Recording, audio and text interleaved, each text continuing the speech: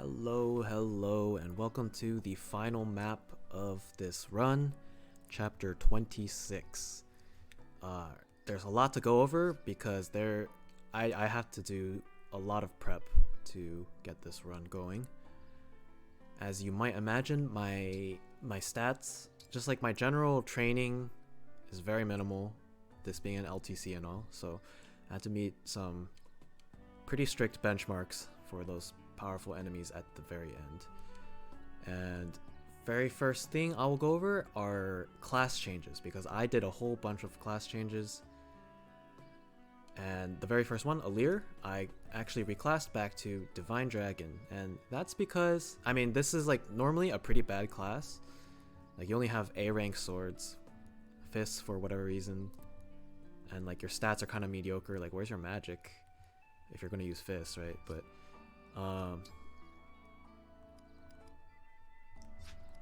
it's very important to be in Dragon because of the Alir emblem. Particularly, well, one, attuned gives extra +1 stats to the partner when you defeat an enemy, and when you initiate and defeat an enemy. And then Dragon Blast does +20% more damage, and that 20% damage is all the difference in the run. So yeah, need Alir to be in Dragon, and one of the unfortunate things about Dragon or Divine Dragon is that you only have 5 movement. So why doesn't it show on this page?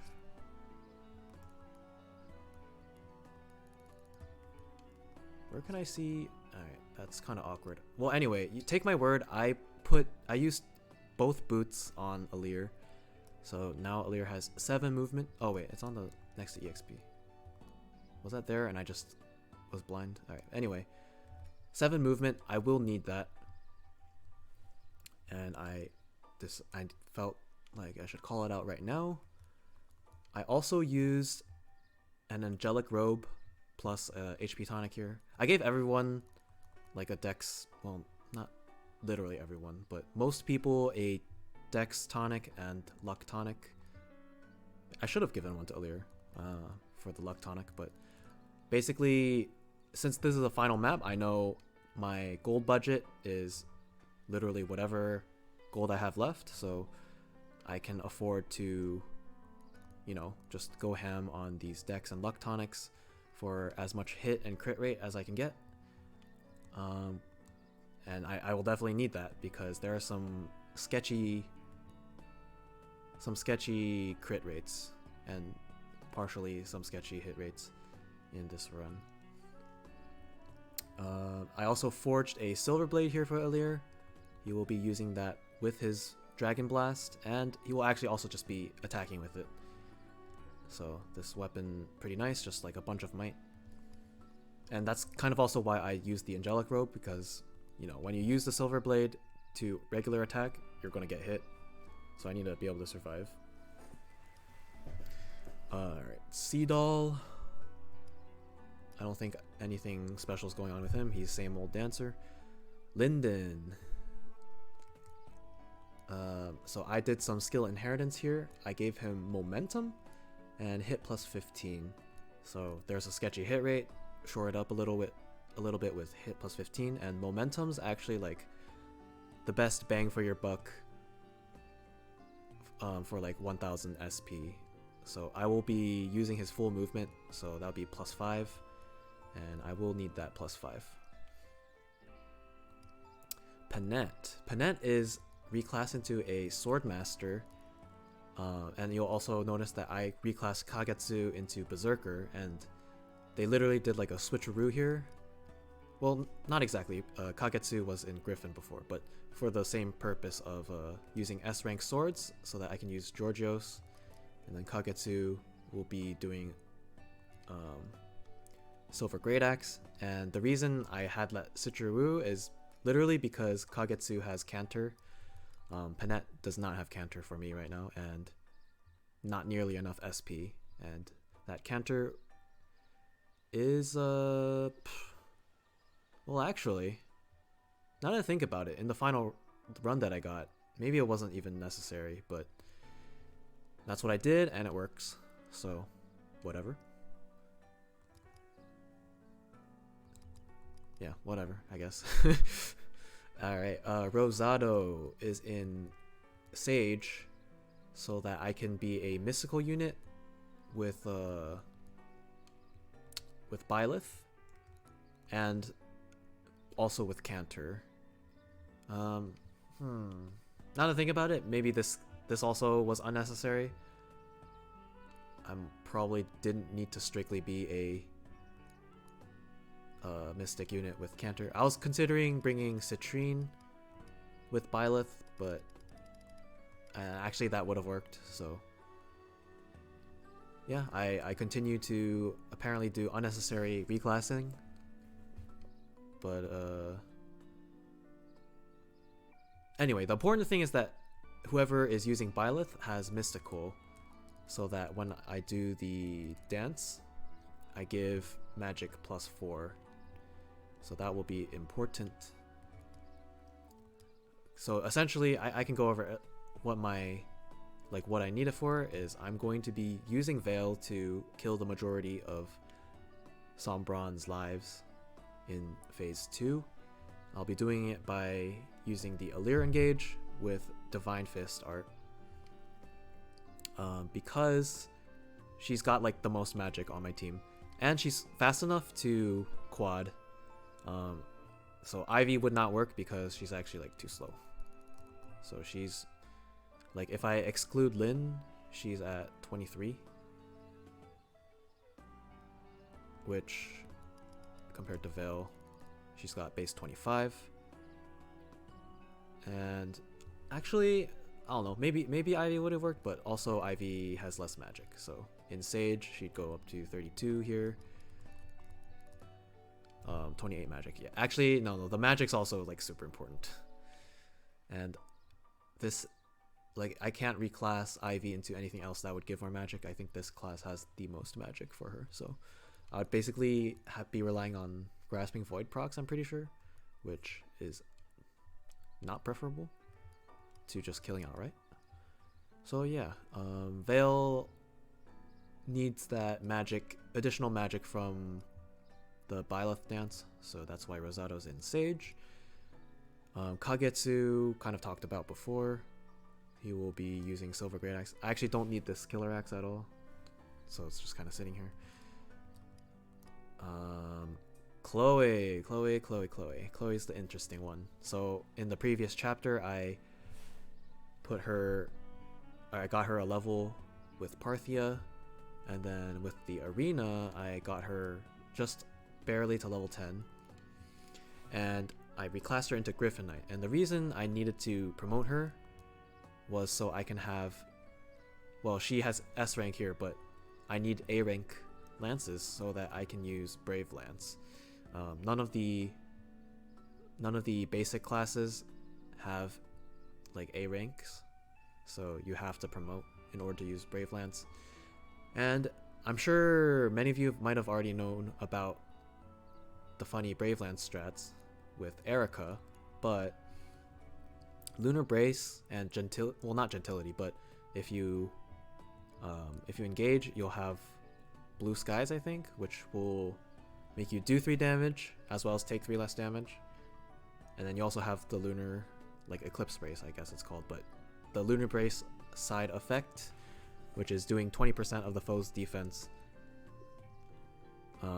just as like additional damage, and does not consider their, how do I word it? It's like after calculating your attack minus their defense. So basically, I only have like 18 physical attack. Chloe will do 0 damage to the to Loptus, the hero that you attack, or that I will be attacking with her. She'll do 0 damage from the physical attack here, but she will get 3 from Blue Skies, and then she will get 7 from Lunar Brace here. So she'll actually be doing 10 damage despite having literally no attack. And the reason I need Chloe is because she has her her personal, which can also deal +2 damage after calculating like attack minus defense. So she will actually be doing 12 damage per Brave Lance hit. And furthermore, that hero Loptis has an ability called Triangle Adept. It's annoying I can't show you right now because it's on phase 2. So there's no really like, I can't just be in the map and preview it for you, but if you have weapon triangle advantage against Loptis, by the way, I'm sure I'm pronouncing it wrong, so let me know in the comments if I am, because I have not played Genealogy yet. But anyway, the Triangle Adept skill makes it so, like, the relevant part is if I have the weapon advantage, I guarantee follow-up. And they start with a sword, so I will have weapon triangle advantage with Brave Lance. So I will quad with Brave Lance, even though I have like 12 speed. So I'll be quadding and doing 4 times 12. And then I did a Eirika Forge for the hit rate and the crit rate. So I'll, in the end, I'll have like 12% chance to crit times 4. So in total, that's about a 40% chance if you like multiply the 0.88s together.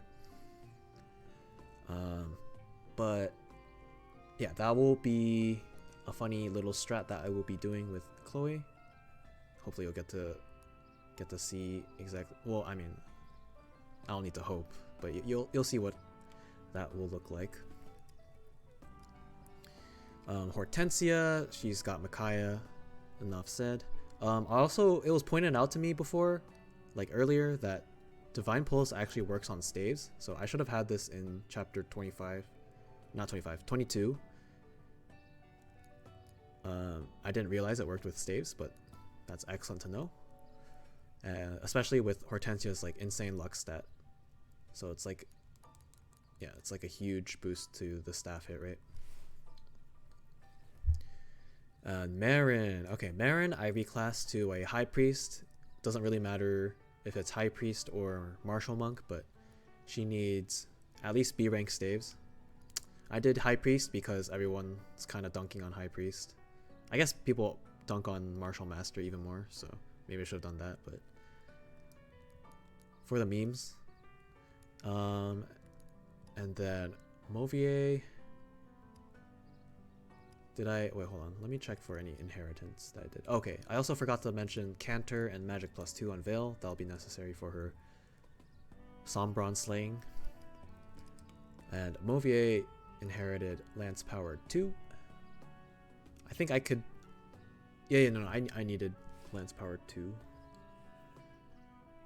Actually, I think I could have done Lance Power 1, but regardless.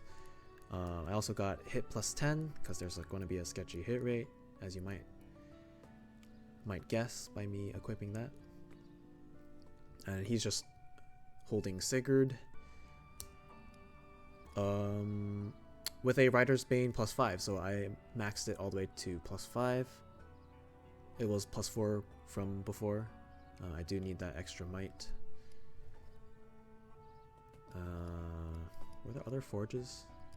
There's some engravings. I can go over that in a sec. Ivy, I got speed +1 for her. I also let her eat a speed wing, and she's using Lyn for a +3 on like the emblem itself, and she will need this 22 speed with Nova here in order to quad something. And Nova, I had to do +3 as well as a Sigurd Engrave to reduce the weight and add 1 might. And I need that might in order to, well, actually I think I could have just done Nova +2 now that I think about it, but I needed some forges to beat the enemy without any Grasping Void procs, like cleanly. So there's those forges. Sapphire, Steel Greataxe. I don't think I even need any of these weapons here. She's just using Leif. Pandreo, I reclassed to a Mage Knight. That's because he was previously in Griffin, so he couldn't use any magic. I'm going to be using Celica on him and utterly dunking on the Duma enemy. And I think that's all the reclasses. Yeah, there's 1, 2. Oh, I reclassed Veyle to Sage. She's no longer Felchild. Because Sage just gives her like +2 magic and +2 speed, I think.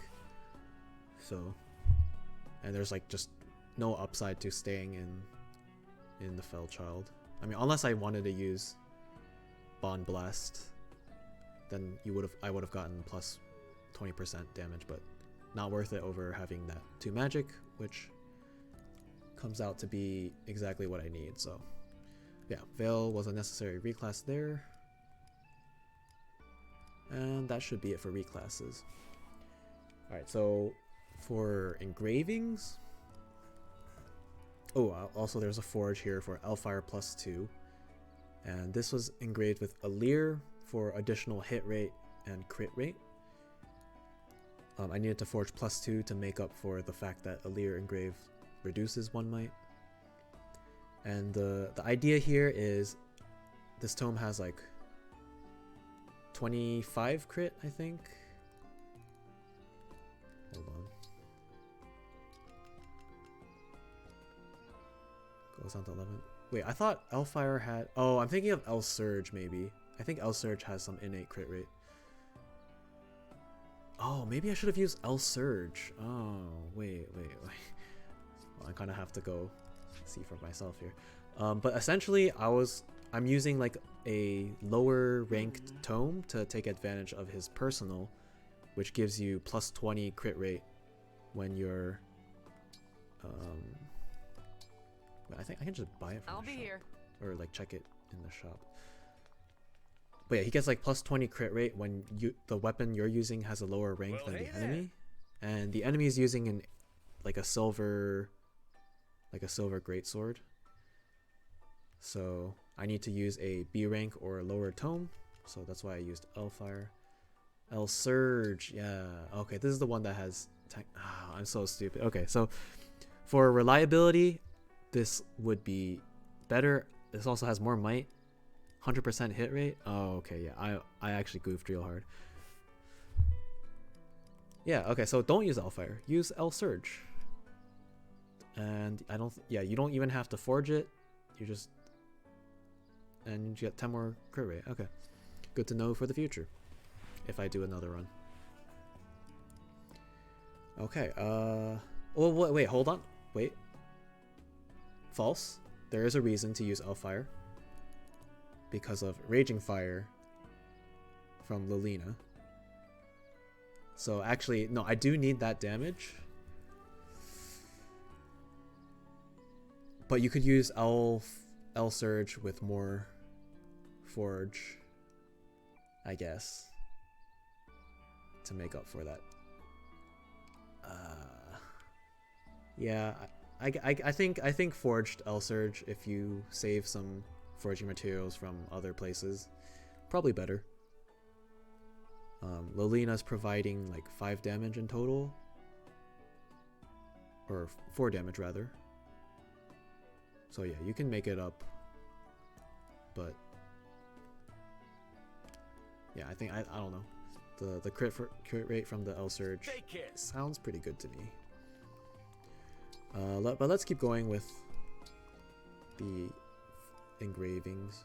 Georgios got Roy Engrave, just some more might. I don't think it's actually needed because Panette's the one holding it right now. She just does so much damage. Like even as a Swordmaster, she has 29 base. Very nice. Talked about the Brave Lance. Oh, okay. Veyle's got Obscurité with, what is this forge again? Lyn, I think. Yeah, it's got like huge, like really high hit rate right now. And then I needed Lyn for some yeah, hit rate and crit rate. And she will want to crit with this, and Obscurité has like base 10 crit, so that's why I'm using it. And then Rider's Bane's got Ike. I need that, like every bit of additional might on this Rider's Bane as possible, because it will be doing effective damage. And I talked about the Sigurd Engrave there, and that one doesn't matter. Yeah, and I think that covers the engraves. Let me see if there's any other last minute like skill inheritance that I did. Alright, so Seadall has quality time, but I don't think that mattered. Talked about momentum hit. Already had these. Already had that. I mean, Dex 2 just for a little additional hit rate and crit rate. Talked about that. Divine Pulse.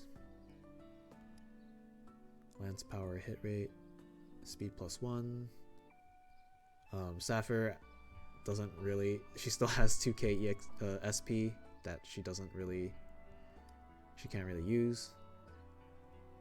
And yeah, that seems about it. So yeah, it's a little annoying that I couldn't kind of show you on the map exactly where things were connecting, because there's like phase 1, phase 2, but let's just get into the run and I think you'll kind of see how it all works out.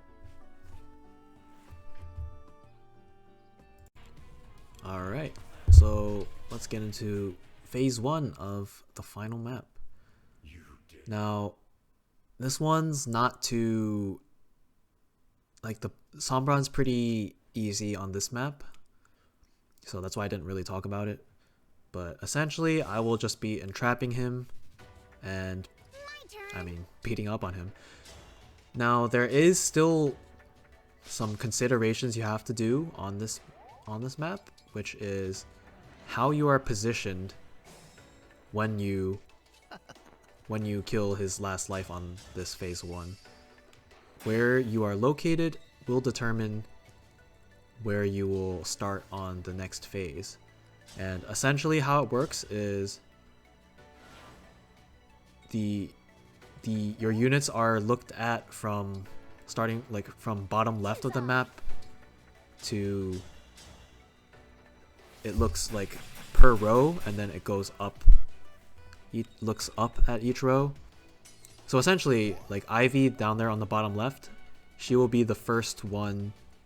She'll be on the top left of the next phase, and you'll kind of see how that cookie crumbles based on my starting positions on the next phase. But yeah, essentially I've kind of deliberately tailored my strat such that I can position optimally for the next phase. So some of my characters will get to do things here. So on the second life, like the first life, I just utterly dunked on it with Lodestar Rush, but the second life I kind of more so chipping away at with a bunch of chain attacks, as well as like that torrential roar.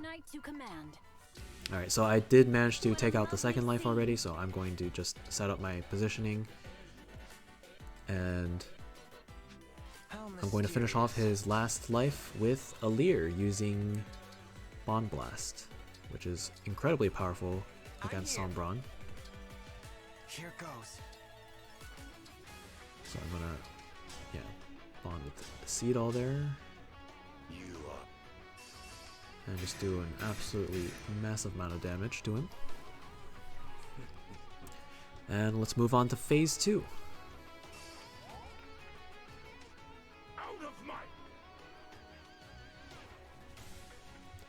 Alright, so in phase 2, I will have to land a bunch of funny low percent crits.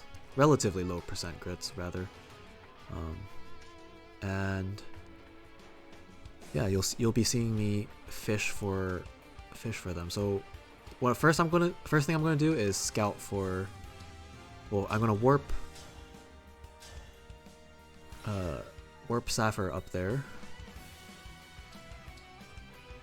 but I'm going to do a few hits to scout for like any low percent crits.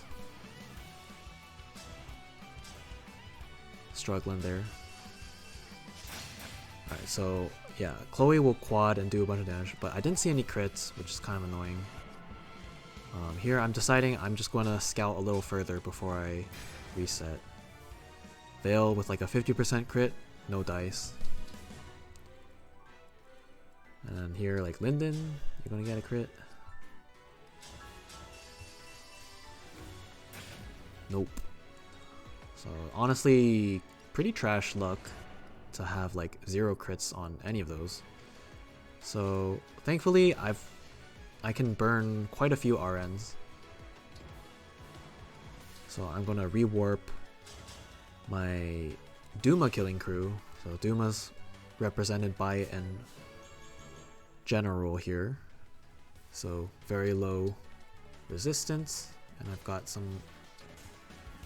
Oh, I can also do this right now, which is just a quad hit from Leif. That burns a bunch of RNs.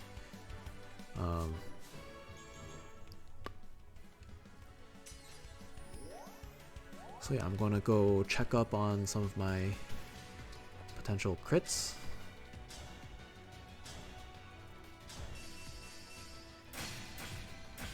Still nothing. Sorry, I have like 14% crit here, so it's actually like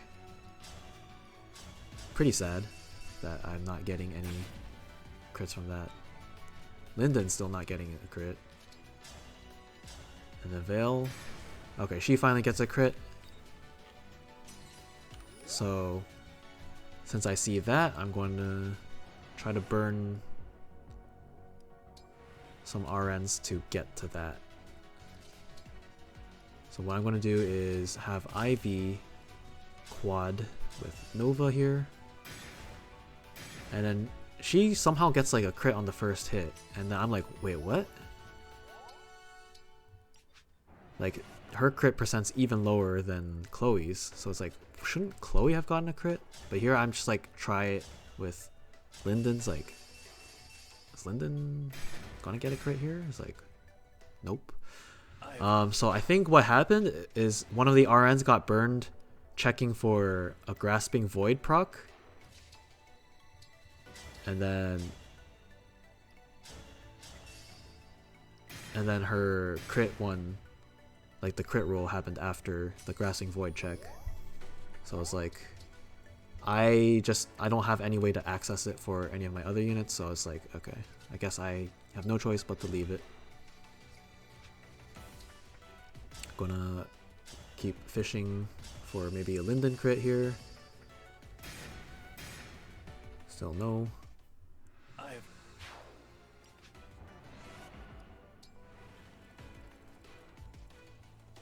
And here I decide like, okay, this isn't quite working out. Gonna just burn some RNs with Mauvier here. He does need to hit that chain attack. And thankfully I do get it. As well as that like pretty sketchy regular hit. Alright, Lindon, try number like, I'm not even keeping count anymore. Still nothing.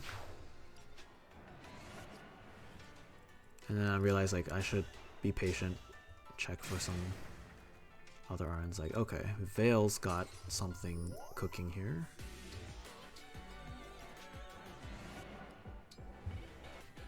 And then there I accidentally waste a charge by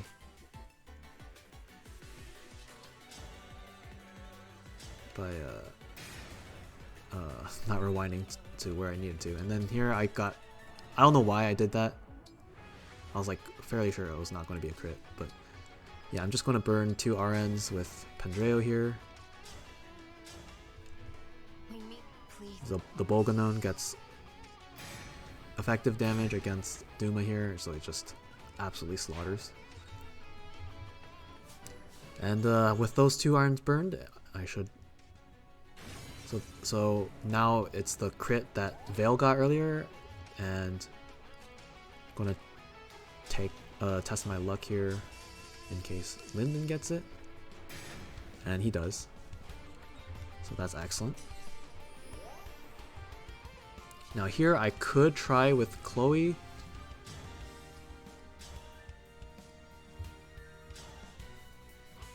And I do. But that fails.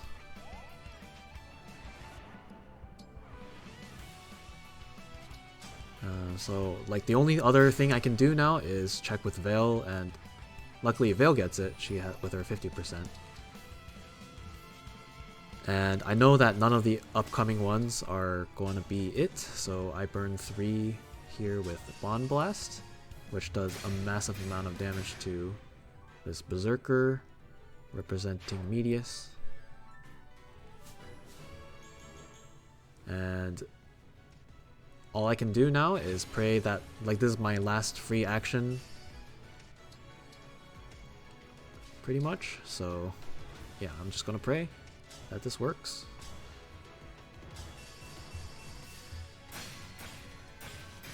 And finally, I do get a 14% crit after many fishing, and essentially, I think pretty sure that was my last time crystal charge.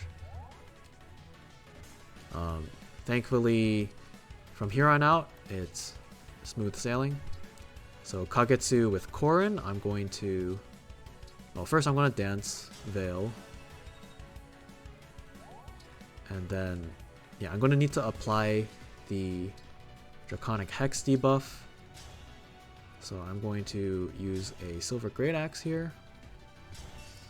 I'm going to apply it and also do a bunch of damage. I can't use Torrential Roar because that won't do enough damage. And with that damage, Veyle, who was danced, can finish off this first life with Fist. Oh, I forgot to mention that Alir Bond Blast killing Medius there also procced Attune, which gave Veyle a bunch of stats there. And then here I'll get the Goddess Dance going. So that gives the +4 magic to Veyle. And with this like configuration that I've done, Veyle only has like 3 actions total, so you might realize like, okay, Sombron has 4 lives, but Veyle is only attacking him up to 3 times. Where's that last life coming from? Well, it will be Alir attacking with the Silver Blade there, and then Panette will finish off one life by herself. Not by herself, but thanks to her, using Lodestar Rush. That's why you gotta be in Swordmaster, so you get that juicy 8 hits instead of 7. 7 would not be enough. And then now, with all the buffs, and now that Alir Personal is in the picture, and there's like the Draconic Hex debuffs, Veyle does just cleanly kill Sombron from 100 to 0. So there it is. I'm ready to help.